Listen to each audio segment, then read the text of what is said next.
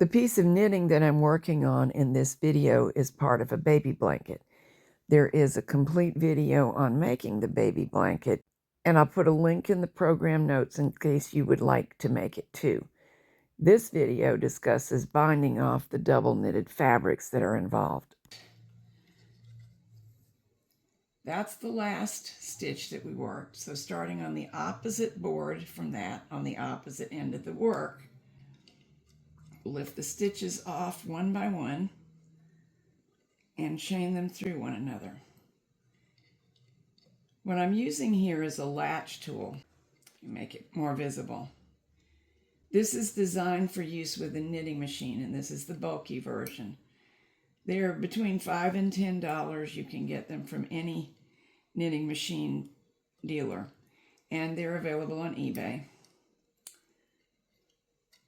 You can do this same job with a crochet hook, certainly, but it's easier to pick up the stitch because of this hook being slim, and then when you close the latch on it and pull it through, it makes the fact that we're working between two boards, which is a little bit awkward and not very much elbow room,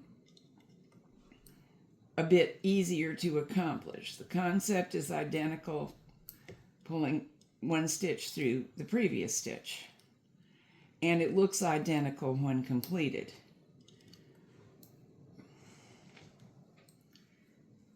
I just think the latch tool makes it a little bit easier, gives you a positive grip on the stitch because of the closing of that latch, and it slides into this stitch more easily.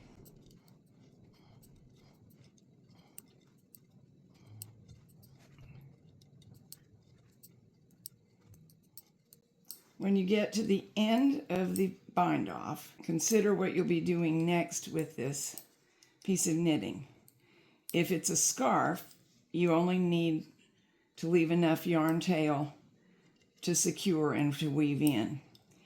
In this case, I'm making a blanket, so it can save a step and an end to weave in. If I leave this tail quite long enough to seam my baby blanket, break it or snip it and pull all of that through. Get a hold of it.